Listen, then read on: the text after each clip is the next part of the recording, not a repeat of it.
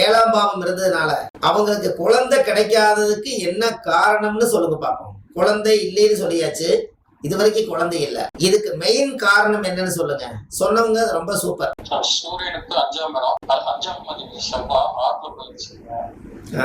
அதனாலயும் குழந்தை பாக்கி கிடைக்காம இருக்கிறது. சரி,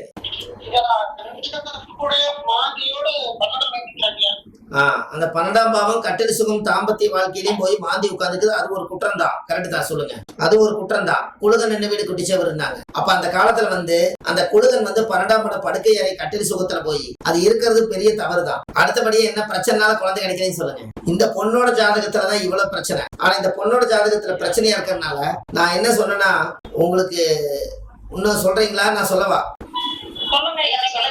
இந்த ஜாதகரு மெயினா, அதாவது நான் பார்த்தோன்னே என்ன சொன்னா, உயிரணுக்கள் சக்தி கம்மியா இருக்கக்கூடிய மாப்பிள்ளைய நீங்க திருமணம் பண்ணிக்கிறீங்கன்னு சொன்னேன். அந்த மாதிரி எப்படி சார் அது எப்படி அப்படின்னு கேக்குறாங்க. அத சொல்றேங்க சார். ஐயா ஐயா கேக்குதுங்களா? இந்த ஜாதகத்தை பார்த்தோன்னே நான் என்ன சொன்னேன்னா, உயிரணுக்கள் சக்தி குழந்தை பாக்கியம் பெத்துக்கிறதுக்கு உயிரணுக்கள் சக்தி கம்மியா இருக்கக்கூடிய மாப்பிள்ளையை நீங்க திருமணம் பண்ணியிருப்பீங்கன்னு சொன்னேன். அந்த அம்மா பார்த்துட்டு சொல்ல முடியல, ஒரு அவங்ககிட்ட இருந்து ஓப்பனா சொல்லிட்டாருங்கிற மாதிரி ஒரு விஷயம், உண்மையை சொல்லிட்டாருங்கிற ஒரு விஷயம். இதுக்கு நான் என்ன சொன்னேன்னா, அது எதனால அப்படி சொன்னேன் அப்படின்னா, அவங்க சொன்னதும் கரெக்டா ரூலும் கரெக்டா வந்தது. சூரியன் என்ற நட்சத்திரம் என்னன்னு பாருங்க.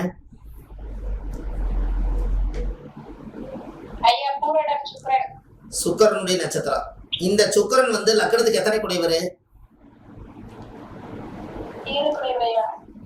7 குடையவரா? இப்ப மாத்திட்டாங்களாமா?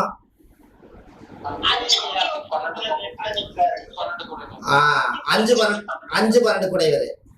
அப்போ 5ஆம் இடம் தான் குழந்தை, 12ஆம் இடம் தான் படுக்கை அறை, கட்டில் சுகம் 12. அப்ப 5 குழந்தை. இந்த 5, 12 சம்பந்தப்பட்ட நட்சத்திரமே போய் முடக்கணும் பண்ண அவங்க நேரடியா குடும்ப சந்தோஷத்துல ஈடுபட்டு கட்டில் சுகத்தாலையும் அந்த பெண்ணுக்கு கொடுக்கக்கூடிய யோகாதிபதியும் எதுவும் இல்லாம அந்த ஜாதகருக்கு 5 வருஷமாயி குழந்தை கிடைக்கல. எப்படி?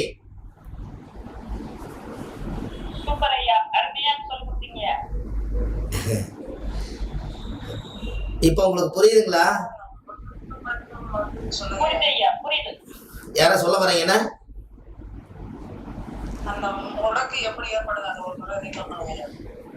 முடக்கு நட்சத்திரத்துக்கு உங்களுக்கு முடக்கு பேட்டர்ன் இருக்கும் பாருங்க.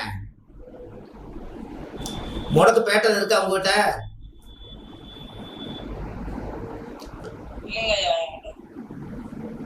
முடக்கு பேட்டர்ன் உங்களுக்கு நீங்க வாங்கிக்கங்க. அந்த முடக்கு பேட்டர்ன்ல இருந்து தான் நம்ம எடுத்திருக்கோம். அது நம்ம குழுவில் யாரோ ஒருத்தர்கிட்ட நீங்க வாங்கிக்கங்க, வெளியே விடாதீங்க. அந்த முடக்கு நட்சத்திரம் அது தனுசு வீடா வந்ததுனால அதாவது சுக்கிரன் நல்லா பாருங்க அந்த ஜாதகத்தை. இந்த பொண்ணுக்கு 7ஆம் இடம் கணவன் ஸ்தானம் முடக்காயி, 5ஆம் இடம் புத்திரஸ்தானமே முடக்கு நட்சத்திரமாயி, 12ஆம் இடம் கட்டில் சுகம் தாம்பத்திய வாழ்க்கைக்கு உண்டான நிம்மதியான தூக்கத்துக்கு உண்டான ஒரு சந்தோஷமா இருக்கக்கூடிய சுக்கரன் 5, 12 குடைவரே முடக்கு நட்சத்திரமாயி, அவரே போய் 8ல போய் அவரு போய் பாவ கிரகங்கள் சனி ராகுக்கு சென்டர்ல சுக்கரன் மாட்டிட்டாரா?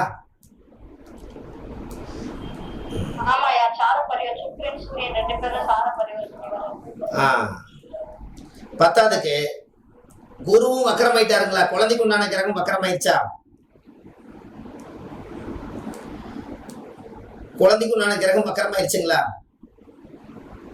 அதே போல சூரியன் தான் கரு வளர்ச்சி எல்லாமே.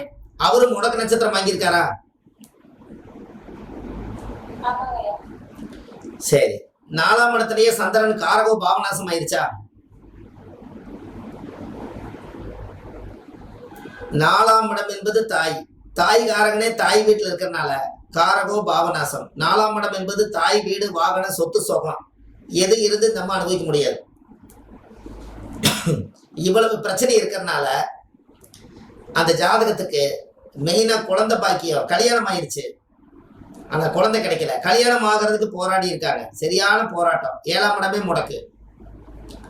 அப்போ கல்யாணம் ஆகிறதுக்கே இவ்வளவு போராட்டம், பத்தாவதுக்கு என்ன திசை நடக்குதுங்க?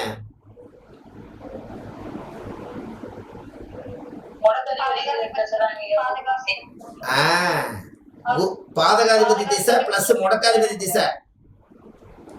அப்போ இந்த பொண்ணுக்கு சந்திர திசை 2 வருஷம் 4 மாசம் 18 நாள் இருப்பு.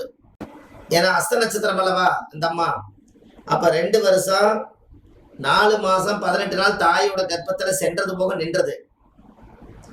அப்ப சந்திரன் திசை 2 வருஷம், செவ்வாய் திசை ஒரு 7 வருஷம், 7 2 9, ராகு திசை 18 வருஷம். அப்ப 18 ஒரு 9 27. 27 வயசுக்கு மேல இந்த பொண்ணுக்கு வந்து இப்ப எவ்வளவு வயசுங்க? 33 34. அப்ப குரு திசையில குரு புத்தி முடிஞ்சு சனி புத்தி முடிஞ்சு இப்ப புதன் புத்தி நடக்குது. யாரோட புத்தி நடக்குது? புதன் புத்தி. புதன் யாருடையவர்? லக்னாதிபதி புத்தி நடக்குது. லக்னாதிபதி என்ன ஆயிட்டாரு? முடக்குல மாட்டிட்டாரு. அதனால இந்த பிரச்சனை இந்த பொண்ணுக்கு என்னன்னா, எங்களுக்கு வாழ பிடிக்கல, இந்த ஜாதகருக்கு வாழ பிடிக்கல, வீட்டுக்காரர் நம்மளை வச்சு வாழ மாட்டேங்கிறாரு, நான் என்னதான் பண்ணட்டும் அப்படின்னு. ஒரு குழந்தை தத்து எடுக்கலாமான்னு கேட்டா அவங்க குடும்பத்துல ஒத்துக்க மாட்டேங்கிறாங்க, மாப்பிள்ளை வீட்டு சைடு. ஏன் அப்படின்னா இந்த பொண்ணுக்கு குரு வக்கரமா இருக்கிறனால குழந்தை தத்தெடுக்க முடியல. முடக்காதிபதியே வக்கரமா இருக்கிறனால, அது குரு திசை நடக்கிறனால தத்தெடுத்து பண்ணலாம்னா 7 பாதகாதிபதி. அப்ப இவ்வளவு பிரச்சனை இருக்கிறனால இந்த ஜாதகம் நம்ம கிட்ட வருது. இதுக்கு என்ன தீர்வுன்னு சொல்லுங்க. இப்ப ஜாதகம் இதுவரைக்கும் பார்த்தது எப்படி இருக்குன்னு சொல்லுங்க. ஜாதகம் பார்த்தாச்சு. சூப்பர் ஐயா, அருமையான விளக்கம். என்னங்கம்மா? அருமையான விளக்கம் ஐயா. ஆமா, ஒரே ஒரு கட்டத்தான் கொடுத்தாங்க. அவங்க வாழ்க்கையில வாழ்ந்தது பூராமே இந்த கட்டத்துக்குள்ள வாழுது, அப்படியே தெரியுது. பார்த்த உடனேயுமே சக்கு சக்கு சக்கு சக்குன்னு எடுத்தாச்சு.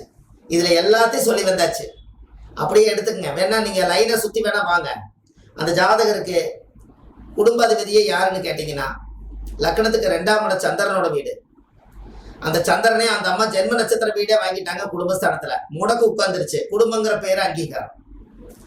3ஆம் அதிபதி போய் முடக்குல மாட்டிக்கிறனால வீரியம் தைரியம் இல்லாத ஒரு கணவனை திருமணம் பண்ணிட்டாங்க. 3ஆம் அதிபதி தைரியம், 3ஆம் இடத்த வீரியம். அந்த வீரியத்துக்கு அதிபதியை 7ல போய் உட்காந்து அதுவும் முடங்கியாச்சு.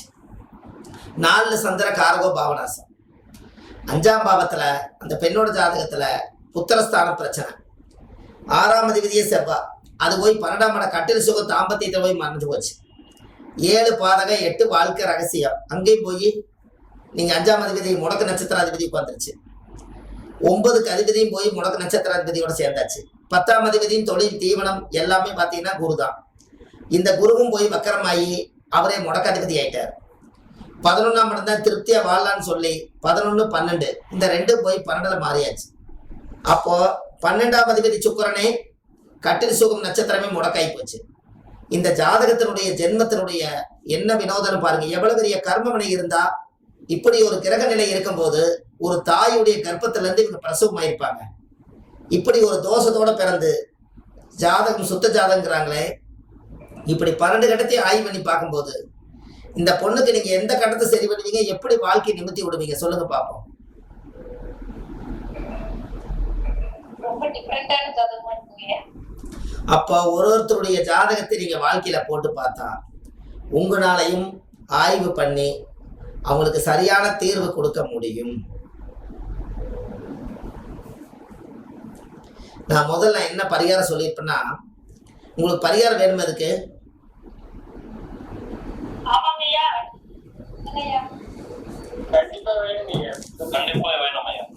நான் என்ன சொன்னேன்னா, முதல்ல இவ்வளவு பிரச்சனை இருக்குது, இதுக்கு நீங்க தீர்வு எவ்வளவு கொடுத்துட முடியும்னு நினைக்கிறீங்க? இந்த பொண்ணு வாழணும், கணவனும் பிரியக்கூடாது, தாம்பத்திய வாழ்க்கை நடக்கணும், குழந்தையும் பிறக்கணும், டைவர்ஸும் வரக்கூடாது. இந்த பொண்ணுக்கு ஒரு தடவை தான் வாழ்க்கை. இதை வாழ்க்கையை தொலைச்சாச்சுன்னா அவங்களுடைய வாழ்க்கை என்ன ஆகுன்னு நம்மளுக்கும் தெரியல. அப்ப இந்த பொண்ணை இருக்கிற வாழ்க்கையில தொட்டுக்கோ தொடச்சுக்கோ இருக்குது. இது எப்படியாவது நம்ம ஜோசியரா இருந்து காப்பாத்தி ஆகணும். என்ன பண்ணலாம்? இந்த ஜாதகத்துல 9 கோள்களுமே இப்படி இருக்கிற சூழ்நிலை நான் என்ன சொன்னேன்னா, உங்களோட ஜென்ம நட்சத்திரத்தன்னைக்கு போய் முதல்ல உங்களுடைய நவகிரக கோயிலுக்கு முதல்ல கும்பகோணத்துல 3 நாளைக்கு தங்கிருங்க. எல்லா கோயிலையும் போய் தேங்காய் பழம் பூ மாலை கல்கண்டு வாங்கி அர்ச்சனை பண்ணி 3 நாளுக்குள்ள 9 கோயில் பார்த்துருக்கேன்னு சொன்னேன். ஏன்னா ஜாதக கட்டத்தில் இருக்கிறதுல எல்லாமே பிரச்சனை, நீங்க எந்த பிரச்சனையும் சொல்ல முடியும்.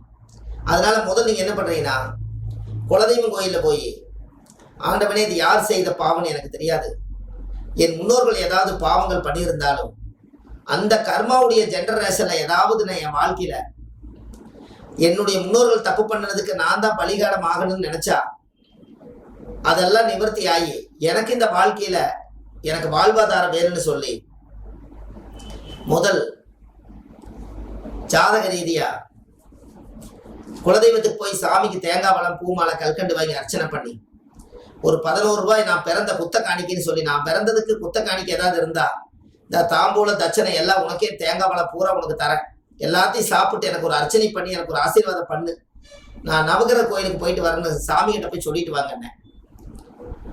அதுக்கு அடுத்தது ஃபர்ஸ்ட் உங்க வாழ்க்கையில 9 கோயிலுக்கு போயிட்டு வாங்க. அந்த 9 கோயிலுமே சூரியனார் சந்திரனார் கோயில் எப்படி நீங்க 9 கோயிலுக்கு போய் உங்க பாதம் பட்டுட்டு வந்துட்டோம். அதுக்கப்புறம் உங்களுக்கு முடக்க கோயில நான் வந்து அந்த ஓலை பார்த்து உங்களுடைய வாழ்க்கையில நான் எடுத்து கொடுக்குறேன். அப்போ அந்த முடக்கு தோஷம் உங்க வாழ்க்கையில கொஞ்சமாவது நம்மளுக்கு நல்லா இருக்கணும் அப்படிங்கிறதுக்காக இந்த முடக்கு தோஷத்தையும் அவங்களுக்கு திதி சூனியம் யாருன்னு பாருங்க. அஷ்டமி திதிக்கு என்ன சூனியம்? அம்மா அஷ்டமி திதிக்கு என்ன சூனியம்? மிதனமும். அப்ப கண்டிப்பா இவங்க திதி சூனியத்தை உடைக்கணும்.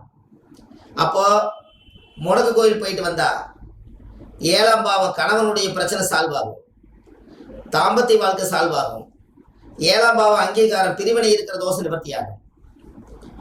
திதி சூனி கோயில் போயிட்டு வந்தா லக்கணம் சுத்தமாயிரும், அந்த மனசுல இருக்கக்கூடிய பாரமெல்லாம் சுத்தமாயிரும். அதுக்கு அடுத்தது 4ஆம் பாவம் தான் கன்னி, வீட்டுல தாய் வீடு வாகன சொத்து சொகம் எல்லாமே உங்களுக்கு சேர வேண்டியது எல்லாமே சேரும். அப்ப திதி கோயிலுக்கும் போயிட்டு வாங்கன்னு சொல்லியாச்சு. 2வது கரணநாதனை கெட்டியா பிடிங்கன்னு சொல்லி பாலவ கரணத்துல பிறந்திருக்காங்க, அதற்குரிய அமைப்பை நம்ம எடுத்து கொடுத்து நம்ம அந்த கோவிலுக்கும் போய் அதுக்குரிய வேலையெல்லாம் செஞ்சுக்கலாம். உங்களுக்கு ஜாதகத்துல யோகம் வேலை செய்யணும்னு சொல்லியாச்சு. அதுக்கு அடுத்தபடியா சூரியனும் சந்திரனும் முடக்கு வீடா மாறி பாருங்க, சூரியன் முடக்கு வீட்டுல உட்காந்துருக்குது, முடக்காதிபதி போய் சந்திரன் வீட்டுல உட்காந்துருக்குது.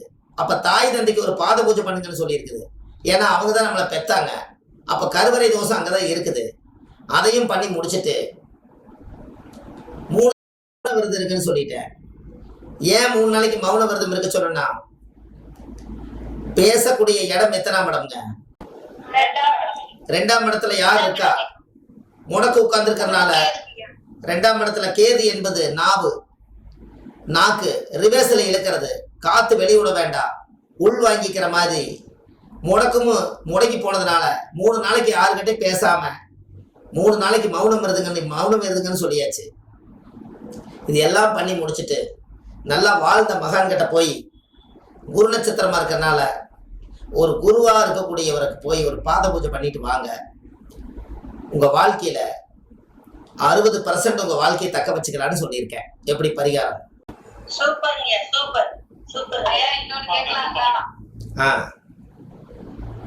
ஐயா? இந்த 12ஆம் இடத்துல செவ்வாய் மாந்தி ஒண்ணா இருக்கிறது, 12 செவ்வாய், அதுக்கு ஏதோ பரிகாரம் இருக்குங்களா?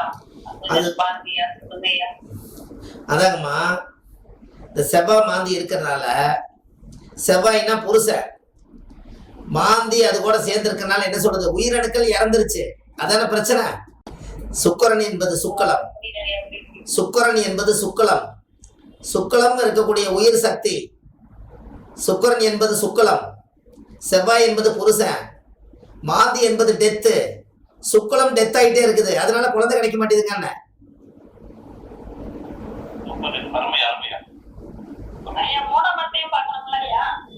நீங்க அந்த செவ்வாயை 3ஆம் இடத்தை பாக்குது பாருங்க.